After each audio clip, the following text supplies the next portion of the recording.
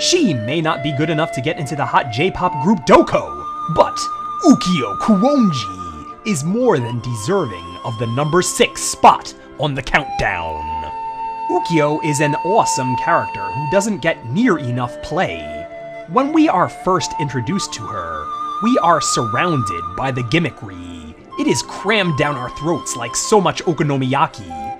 But there is so much more to Ukio than a giant spatula. She is a villain? Hard to say. If she is, she's the friendliest villain ever in the history of anything. While it's true she is yet another would-be fiancé of Ranma Saotome and technically an obstacle to the happy conclusion we all want, she hasn't a bad bone in her body. She wants to be Ranma's friend, and she even gets along with Akane to an extent. She is a third wheel who wishes to persuade Ranma over to her side, not by kidnapping him, not by trying to kill Akane, but just by being herself. Ukio is no stranger to a spark of insanity here and there, but I would wager she to be the most sane of anyone in the cast. Now, don't get me wrong, I think the spatula is awesome, but what makes Ukio the grand character she is her ability to grab the viewer, make you feel for her, identify with her, and make you wish you knew her in real life. She's the whole ball of wax and then some, and quite the looker as well. For all these reasons and more, here is Ukio Kuonji, topping the list at a scrumptious number 6. Did you get it? Did you hear what I did just there? Topping. Get it like kind of like a pizza topping? Okonomiyaki, you know, pizza. Okay, next.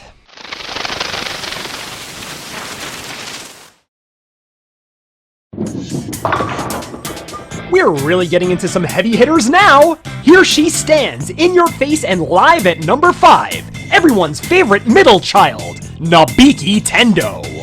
What is it about this character? Ranma fans across the world rain their love upon her. Her 2007 character profile, as dirt poor primitive it was, remains the highest viewed video on the Bravo channel. You just knew she would be appearing in the upper bracket of this top 20. And funnier yet, Ranma 1/2 the series didn't seem to share in that love, as her role in the series was seldom more than that of bit player or walk-on cameo. The more stir-crazy the latter seasons became, and oh, they became such that, the less open spots there were to insert Nabiki's unique brand of snark. Why isn't so many fans, droves and droves of fans, glommed onto this particular character over so many others?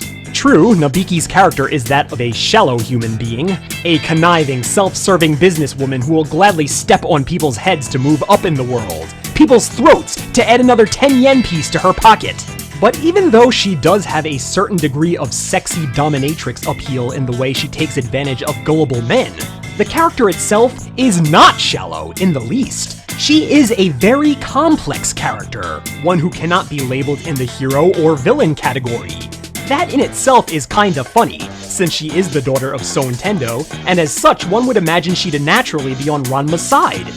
That is not always the case. Always thinking of number 1, she would play anyone to better herself, from Ranma Saotome to dear old daddy himself. Sometimes this unquenchable thirst to line her pockets can skate she on that razor edge into villainy, but she is at home on that edge. She balances it with no fear of falling off. Her transgressions are so that you almost want to hate her, but she knows exactly when to pull back to remain in the viewer's good graces. Plus, she is never shown rolling in her spoils like a pig in its own slop. She always gets her way, but rather than gloat and become obnoxious about it, she hastily exits the scene and life goes on. It's almost as if she enjoys the game itself even more so than its rewards. Few characters fit this unnamed, indescribable mold, and that makes young Nabiki a cut above. And the fact she is relegated to walk-on performances and quick one-liners is all part of the magic of Nabiki Tendo. She is seldom seen, yet sweeps right in at those perfect moments, those moments in need of an ironic quip. Those moments, our main characters need that burning dose of truth to bring they back down to earth. And who knows, maybe if she were featured more prominently, we may have tired of her shtick and she would instead be at the bottom of the top 20.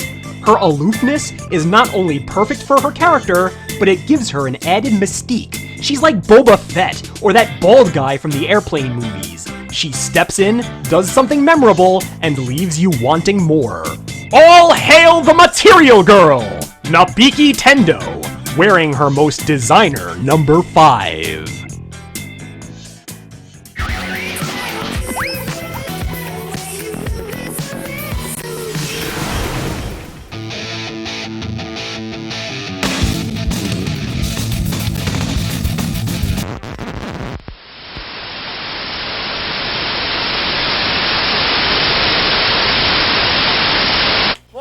We've got here is failure to communicate. The stuff that dreams are made of. I love the smell of napalm in the morning. They call me Mr. Tibbs. Here's Johnny. Go ahead. Make my day. I have a feeling we're not in Kansas anymore. You're gonna need a bigger boat. You lose. Good day, sir. This is my gang. They're a very much a powerful group. And for them to beat me, you're getting them.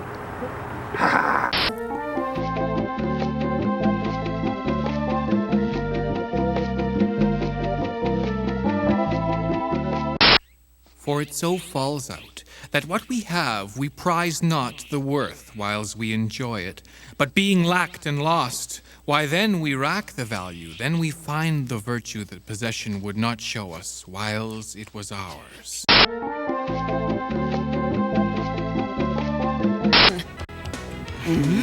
Ugh, mackerel jerky. Pathetic? I'm not the one who made a pet into a babysitter! I'm not the one who threw a poor little pig in the trash! Ranma, the one who's pathetic is you, not me! Think of your son, damn you!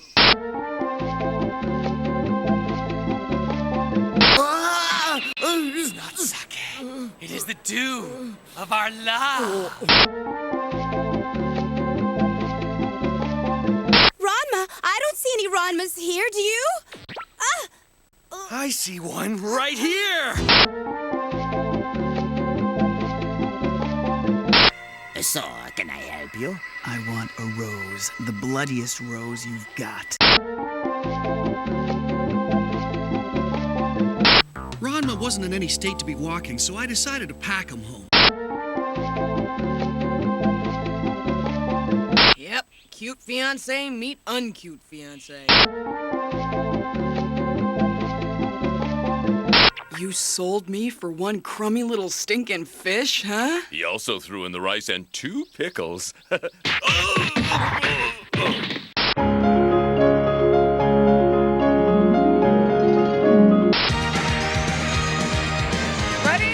set, run away! Huh? What? Louis, I think this is the beginning of a beautiful friendship.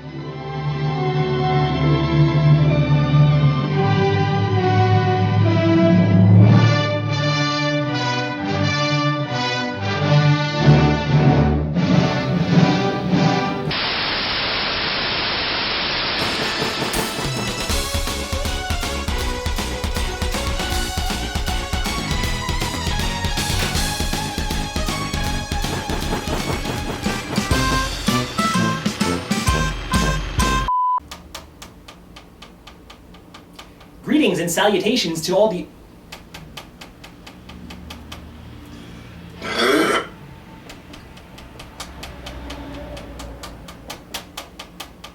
Greetings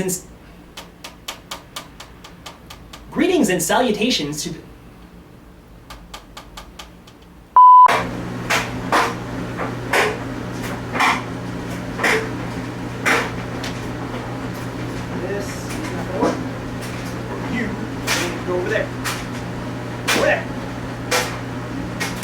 No, not up there.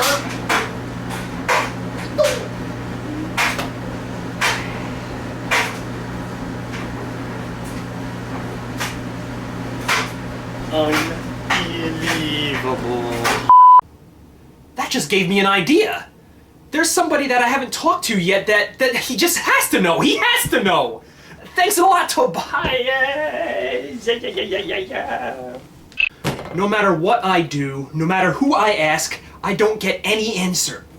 Any answers. Rape whistle? Nah, this is terrible. I'm doing terrible. I'm just awful. Could the Ranmas raise a family of Ranmas? What would that be would that be considered asexual rape? Greetings and salutations to the audiences. Fire thrower man.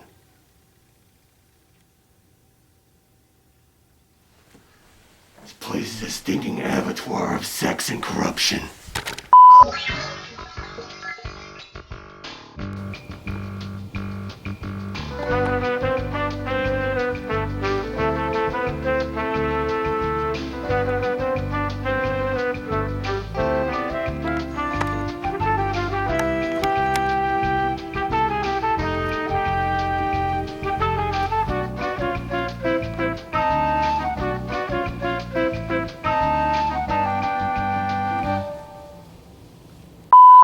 You ever get shot with a paintball gun? It hurts like a shit bitch!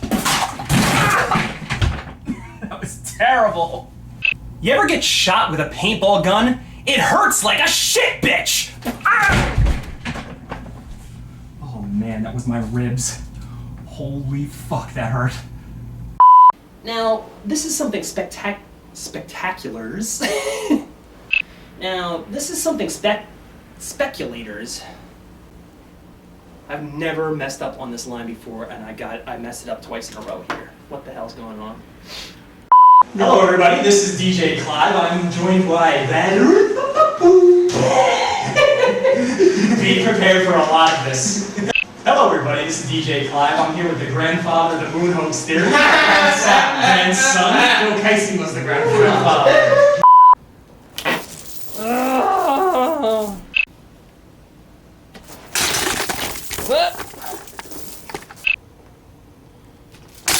Damn it!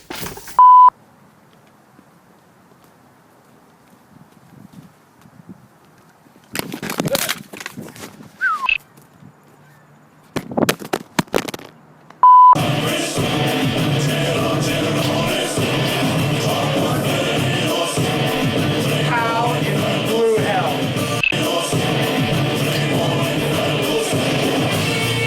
I'm a crack shot with this thing. Time to return to the earth where you came from.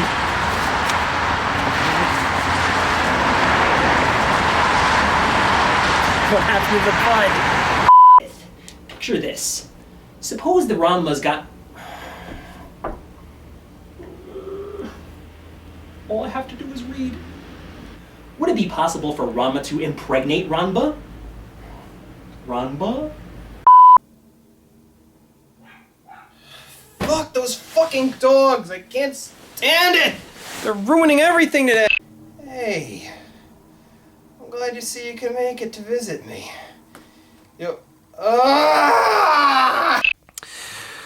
Alright, I think you better hit the road before the nurses come by and yell at you. Thanks for stopping by to... Fuck me! Stop fucking me up the ass.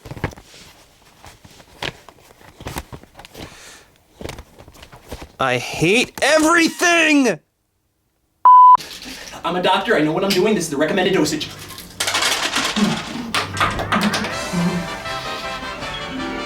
I have no idea how much this hurts.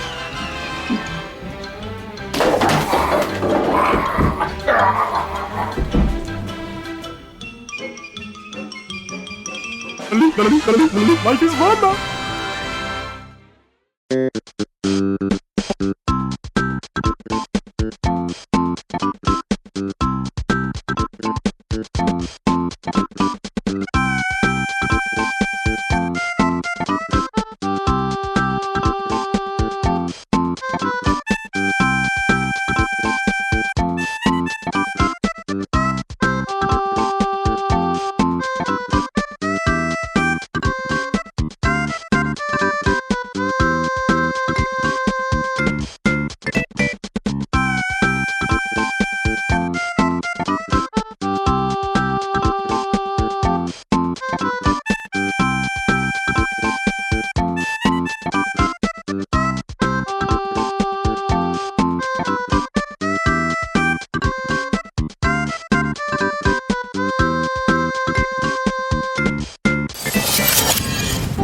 Ranma fans, this is your good buddy DJ Clive coming to you from beautiful Puerto Plata in the Dominican Republic. And this is another bone-chilling edition of Ask DJ Clive, where I will be answering the most commonly asked questions from viewers like you. Without further ado,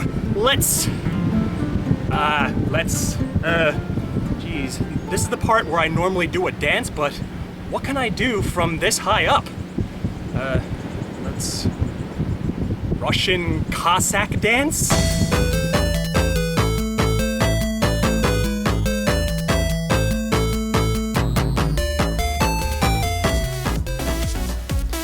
What advice would you give to up-and-coming YouTubers?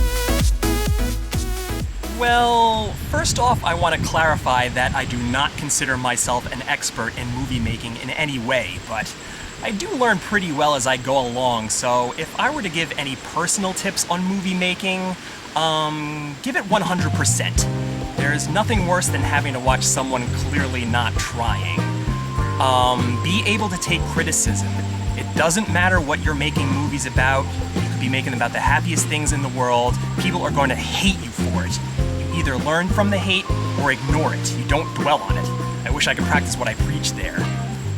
Here's a big one. Don't pay for stock footage or sound effects. There are plenty of free sites out there with perfectly usable stuff. Don't take it too seriously. YouTube isn't forking over any money for putting out content. Unless you could somehow parlay your videos into a business like the Nostalgia Critic, don't let movie making take over your life, and that's something else I need to learn a little bit better. And finally, have fun with it. I've always said that if the guy making the movie is having a good time, not only does it show, but it's contagious to the viewers at home. I guess that's about it on that one. Sorry if I got a little bit up on a high horse. Next question then. Shupa! What editing software do you use? Yeah, I get this question a lot. My main editing software is Pinnacle Studio. I graduated from Studio 10 to 12 and currently 14. I use it mainly because it's quick, easy, and user-friendly. I capture video in real time from my DVD player with a device called Studio Dazzle. It's an old peripheral which still gets a daily workout to this day. I do my more complicated edits with a program called Avid Studio. It's great for overlaying multiple tracks of audio and video, and it has a wide array of special effects to play with. And finally, I use a program called Nero 9 to accomplish my most theatrical special effects, as well as archive my projects on DVD. All these programs are great in their own way, but at the same time they have their own drawbacks, so I'm not trashing them or recommending them or anything, but I'm just saying use them at your own risk. Well, everybody, it's been fun, but it's time to bid a fond farewell to beautiful Puerto Plata. This is your good buddy DJ Clive saying... And now... I have to do something about this Montezuma's revenge. You good folks at home? Watch this.